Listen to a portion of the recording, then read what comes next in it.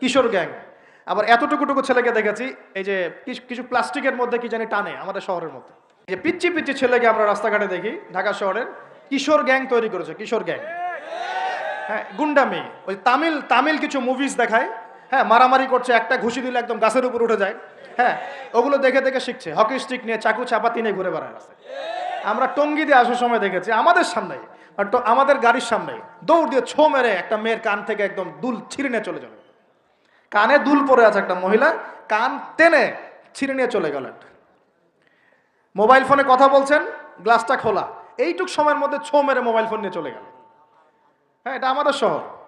ছোট ছোট বাচ্চা কাছে 8-10 বছর, 15 বছর, হাইস্ট 20 বছর বয়স হবে, কিশোর গ্যাং।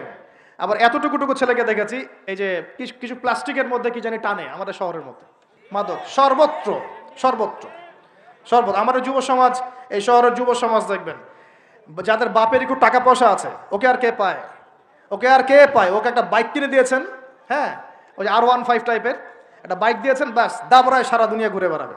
আর আর এই তো আমরা যে শহর, যে রাস্তাগুলো দিয়ে হাঁটাচলা করি, পিছনে মেয়ে তো থাকবেই বাইক থাকলে।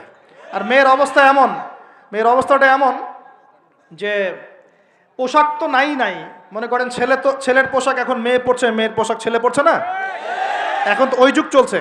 এখন এই পোশাক পরে ছেলেকে পিছন থেকে এমনভাবে জড়িয়ে ধরে যাচ্ছে রাস্তা দিয়ে ওপেনলি, পাবলিকলি, মনে হচ্ছে ওর স্বামী মনে হয়। আপনি কি আপনার স্ত্রীকে নিয়ে এভাবে ঘুরে বেড়ান? আপনি নিজে আপনার স্ত্রীকে নিয়েও এভাবে ঘুরতে লজ্জাবোধ করেন, আর তার সাথে তার কোনো হালাল সম্পর্কই নাই, জড়ায় ধরে ঘুরে বেড়াচ্ছে। মনে হচ্ছে খালি ওই বাইকের মধ্যে একটা বালিশ দিতে পারলে ভালো হতো, একটা বালিশ আর একটা শোয়ার জায়গা দিলে বাকি কাজটা এখানেই করে ফেলাইতো পাবলিকলি। নবীজি এটাই বলেছিলেন যে শেষ জামানায় রাস্তাঘাটে মানুষ জেনা করবে, রাস্তাঘাটে জেনা করবে। এটা দেখার জন্য ঢাকা শহর সবচেয়ে ভালো জায়গা। এখন ঢাকার মতো বড় বড় যে শহরগুলো আছে না, সবগুলো এগুলো জাজল্যমান দৃষ্টান্ত হয়ে আছে। এখন রাস্তাঘাটে মানুষ জানা করবে। মেয়েকে পড়তে পাঠিয়েছেন, টিউশন দিয়েছেন, ওই টিউশন দিয়েছেন, টিচারের সাথে অবৈধ সম্পর্ক করা শেষ। কোনো জায়গায় টিচারকে বাসায় নিয়ে আসছেন, বাসায় এসে আমার মেয়েকে পড়ায় যান, কত বড় বুদ্ধিমান পিতা আপনি। হ্যাঁ, অলরেডি দেখবেন তার সাথে তার ঘটনা ঘটা শেষ হয়ে গেছে। আর মেয়েরা আপনাকে বলবে না, কারণ কেউ কেউ মানে বাধ্য হয়ে এসব জায়গায় ভিকটিম হয়ে যায়, আবার কেউ কেউ নিজের ইচ্ছাতেই কাজগুলো করে। এমন নয় যে সব মেয়ে ধর্ষিত হচ্ছে ছেলেদের আগ্রাসনের কারণে, ব্যাপারটা এমন নয়। বহু মেয়ে নিজের ভুলের কারণে ধর্ষিত হয়, বহু মেয়ে নিজের খারাপ স্বভাবের কারণেও এই তার ইজ্জত হারিয়ে ফেলছে। একটা মেয়ে যে রাত্রে যে 12টা 1টা 2টা বাজে বাইক নিয়ে ঘুরছে, ওকে কি রাস্তাঘাটে ঘুরতে 12টার সময় কেউ বলেছিল? এখন যদি এই 2টা 3টা ছেলে মিলে ওকে ধর্ষণ করে, দোষটা কি ছেলেটার হবে না মেয়েটার দোষ নাই? এখানে মেয়ের বাবার দোষ নাই, মেয়ের ফ্যামিলির দোষ নাই? তাহলে আমরা শুধু কেন ছেলেদের দিকে ফোকাস করি কেন? ছেলে তো অপরাধী, ছেলে তো অপরাধ করেছেই, ছেলের তো বাপ আগেই মরে গেছে। ছেলের বাপ যদি বেঁচে থাকতো তাহলে ছেলেকে তো আদব কায়দা শেখাতো, ছেলেকে শেখাতো যে দেখো বাবা, আমরা আমাদের সন্তানদেরকে শেখাই বাবা, সেটা হলো ইঁদুরের মতো বড় হয়েও না, সিংহের মতো বড় হয়েও। ইঁদুর কি করে? ইঁদুর রাতের অন্ধকারে মানুষের বাসায় বাসায় চুপচুপ করে খেয়ে বেড়ায়, দেখবেন তাই না?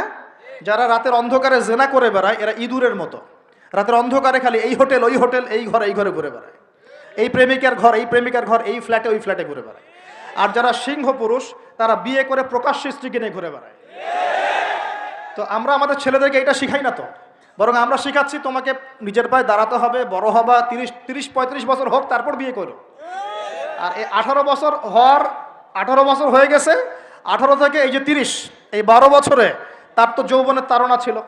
এই তাড়না মেটাতে না পেরে সে পতিতালয়ে গিয়েছে, ওই যে কার ফ্ল্যাটে গিয়েছে, কোথায় কোথায় মাদকের আসরে বসেছে, মেয়েদেরকে নিয়ে এইখানে ওইখানে ঘুরে বেরিয়েছে। আমরা তো এমনও দেখেছি যে গাড়ির মধ্যে ছেলের কোলে মেয়ে ঘুরে ঘুরে বেড়াচ্ছে এখানে। এই শহরগুলোর মধ্যে আল্লাহ পাকের আযাব আসবে না তো কি আসবে আমাকে বলেন? সে জামানায় যে কয়েকটা পাপের কারণে আযাব আসে তার মধ্যে অন্যতম সেরা পাপটা হচ্ছে জেনা। আমরা এই শহরটাকে জেনার শহর বানিয়ে ফেলেছি এখন, জেনার শহর। এগুলো গেল অবিবাহিতদের কথা। ইভেন ইউনিভার্সিটিগুলোর মধ্যে গিয়ে দেখবে, ইউনিভার্সিটিতে গোল করে গ্রুপ স্টাডি করছে, গোল করে, এবং ছেলের কাপড় মেয়ে পড়ছে, মেয়ের কাপড় ছেলে, কাপড়ের কোনো বালাই নাই। নবীজি বলেছিলেন শেষ জামানায় 2 শ্রেণীর মানুষ আসবে, আমি এদেরকে দেখি নাই। নবীজি দেখেন নাই মানে 1400 বছর আগে ওরা ছিল না। এক শ্রেণী হচ্ছে হাতের মধ্যে মানুষকে মারার কিছু অস্ত্র নিয়ে ঘুরে বেড়াবে, এরা মানুষকে নির্মমভাবে পিটাবে, নির্মমভাবে পিটাবে, নির্মমভাবে মানুষকে পিটাবে। এই শ্রেণীকে আমি দেখিনি, এরা আসবে পরে। আর এক শ্রেণী হচ্ছে এমন এক শ্রেণীর মহিলা বের হবে যারা কাপড় পরেও নগ্ন থাকবে, নিজেরাও আকৃষ্ট হবে, অন্যকে আকৃষ্ট করবে। তো এই মেয়েদেরকে তো দেখতে পাচ্ছেন এখন, পাচ্ছেন না? তার মানে কিয়ামত কাছে না দূরে?